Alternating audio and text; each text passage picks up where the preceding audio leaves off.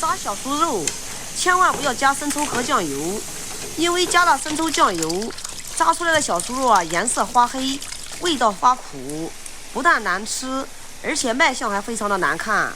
今天我就来教大家一招，不加任何色素，炸出来的小酥肉呀，黄里透着红，颜色是十分的漂亮。到过年的时候啊，你也可以露一手。想学的先收藏起来吧。在做酥肉之前呢，我们先来把葱给它拍一拍，来做个小料。姜呢，先给它切成片，这些就够了。然后再给它切成丝。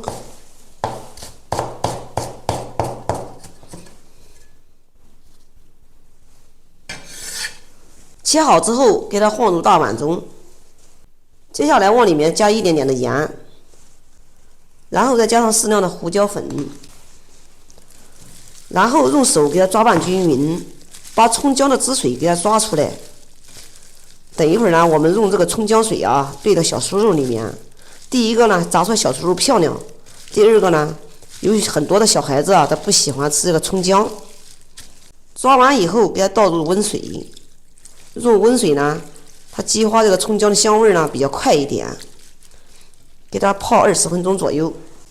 接下来我们把买回来的瘦肉给它放在盆子里面，给它清洗干净。炸小酥肉啊，最好用前夹缝肉。今天呢，我们去迟了，街上呢都没卖的，买的是猪后腿肉。洗干净以后，给它放入囊中，把表面的水分给它沥干一下。假如说你要是着急的话，你也可以用厨房纸把它上面的水给稀释一下。肉洗干净以后，我们现在呢水分也晾干了，先给它改一下刀，然后呢再给它切成大薄片。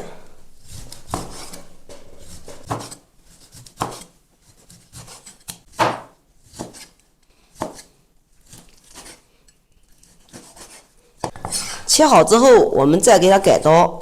改成1指宽的大长条，顺着肉的纹理切，这样炸出来小酥肉啊才会好看。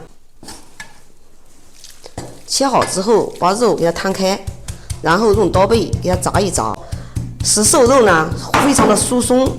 炸出来小酥肉啊，第一个容易入味儿，第二个吃起来特别的滑嫩。但是呢，也不要给它使劲太大，使劲太大了，它就没有形了。像这样就可以了。炸好以后，给它放入盆中备用。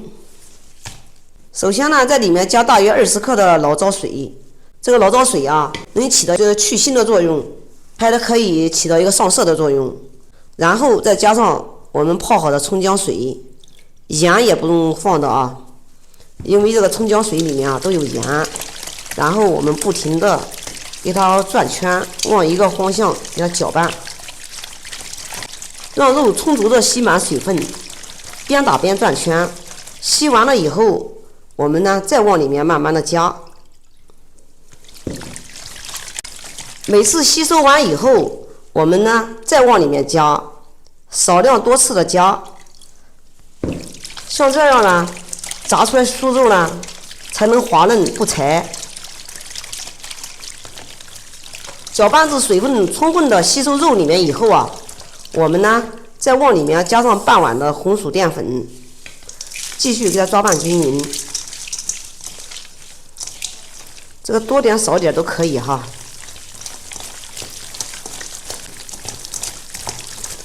记得一定要用红薯淀粉啊！用红薯淀粉呢，炸出小酥肉，不管你是煮还是炖，它都不会容易脱浆。给它搅拌均匀之后哈。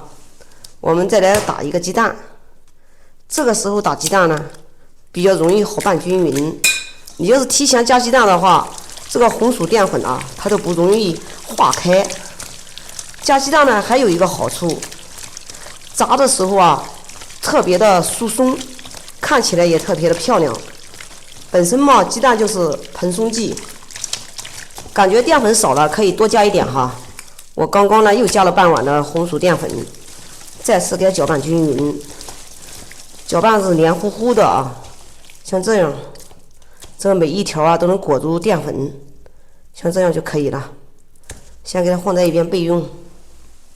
接下来我们起锅开始烧油，锅里多倒一些油，油宽一点呢，炸酥肉的时候呢，格外的美观，它也不会拥挤。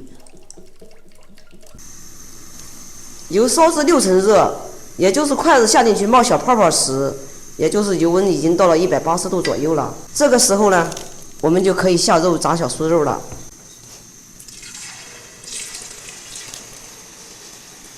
下的时候一定要给它分开下，以免互相粘连。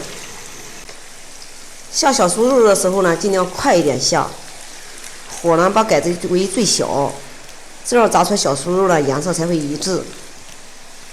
刚下锅的时候呢不要动，下满一锅完了以后，现在呢把火呢改大一点，等一会儿呢炸出来小酥肉啊颜色才能一致。炸大约1分钟左右，现在呢给它用筷子给它抄一下，像这个时候啊已经定型了，这个互相粘连的呢用筷子给它扒拉扒拉，给它扒拉开，像这轻轻一动它就开了，不开的用手给它掰开，炸至像这样子表面金黄就可以了。现在来给它出锅，给它捞出控油。出锅以后，我们还继续来炸第2锅。按此方法把这小酥肉啊全部都给它下在锅里面，给它炸一炸。炸小酥肉千万不要偷懒，不要一锅全部给它炸完，那样太拥挤，炸出来小酥肉呢都会互相粘连，也不好看，也不美观。炸出来颜色呢也不好看，熟的呢也不均匀。好了，我们的第2锅也已经炸至8面金黄了，现在来出锅。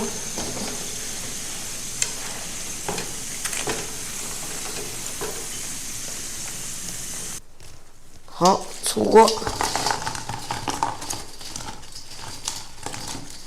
看看我们的小酥肉炸得漂亮吗？